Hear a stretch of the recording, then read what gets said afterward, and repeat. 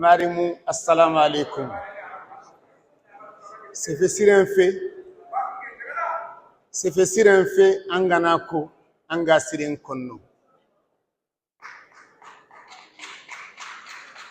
Diamin fo fananni, Allah subhanahu wa ta'ala tokonya. A'udhu billahi minash shaitanir rajim. Bismillahir rahmanir rahim. Excellence, Monsieur le Président, ancien président du Mali, Dionkunda Traoré. Excellence, Monsieur Abdoulaye Bathily, ancien ministre du Sénégal. Excellence, le représentant de la Direction générale de l'UNESCO. Madame, Messieurs.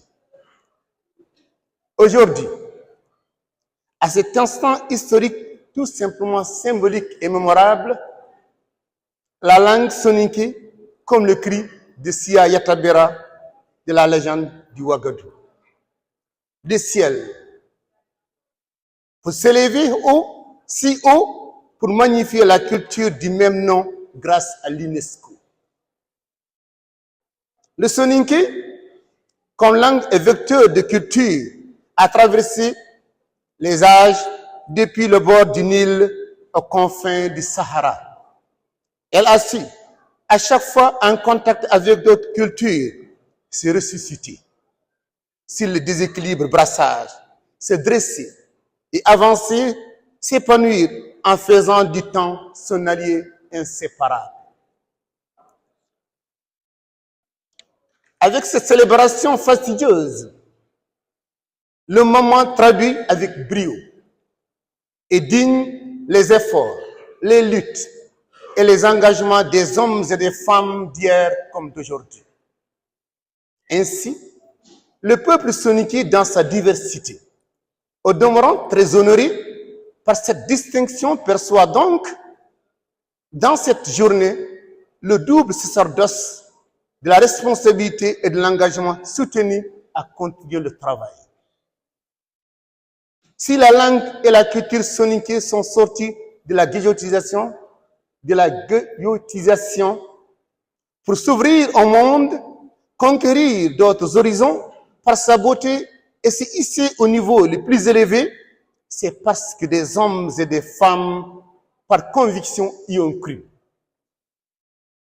Permettez-moi, messieurs et madame, à ce niveau, de rendre hommage à deux grands linguistes aujourd'hui disparus, tous les deux portant le même patronyme Diagana.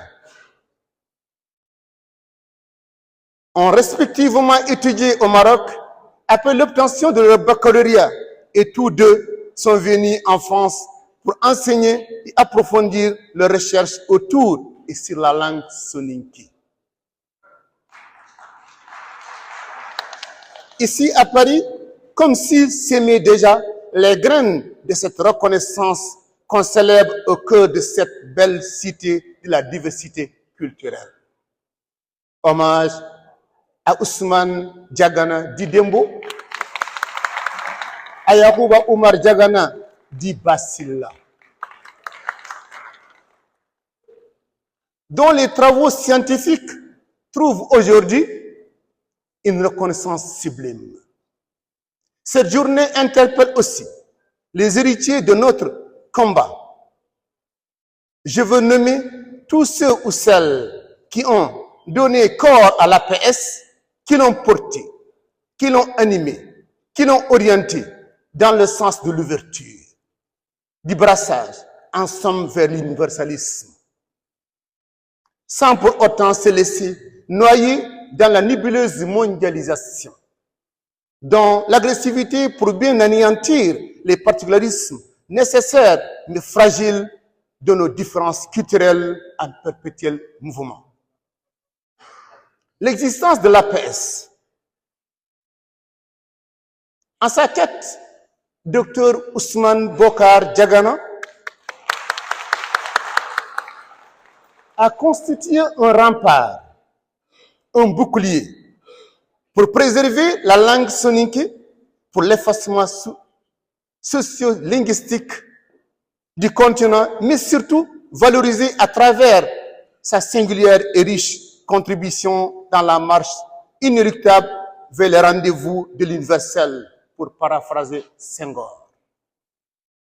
Au regard du symbole de cette journée, nos hommages appuyés à toutes ces personnes qui, dans les foyers, dans les salles de classe, dans les champs, dans la vie tout court, ont sémé l'alphabet soninké pour rendre accessible et aimable le parler soninké.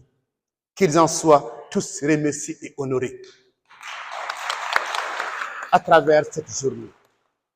Aussi, à nos transmetteurs traditionnels, sans oublier notre fameux ami, frère, parent, Ganda Fadiga. Les artistes, également, des grandes icônes qui, au quotidien, fixent dans du marbre avec des mélodies d'espoir et d'espérance. Avant de clore mes propos, j'ai parlé de l'APS. Oui, l'APS. Cet acronyme, à lui seul, convoque Feu Djadji Soumaré, qui, plus de 4 décennies, s'est battu pour que cette structure devienne le bouclier protecteur de la culture et de la langue soninké. Feu Djadji Soumaré a sacrifié son temps, son énergie, en somme sa vie, pour que vive et se perpétue la pratique du soninké. Nous disons aussi, sans risque de nous tromper, que c'est aussi la célébration de sa mémoire au nom de tous les efforts consentis. Tous nos remerciements et gratitude à l'UNESCO pour cette noble et honorable consécration du soninké qui peut-être n'aurait pu avoir lieu sans la vision, l'ambition et la volonté de Dr Ousmane Diagana et ses collaborateurs qui ont su insuffler une dynamique à la culture soninké à travers l'organisation régulière du FISO et autres rencontres et travaux scientifiques sur le soninké. En inscrivant la célébration du soninké dans le calendrier culturel mondial, l'UNESCO permet également de rappeler, comme cette horloge sonnante, la nécessité de respecter nos engagements historiques pour faire briller partout où besoin sera la culture soninké dans toute sa diversité. Marimu Hanouari, wassalamu alaikum wa rahmatullahi ta'ala wa barakatuh.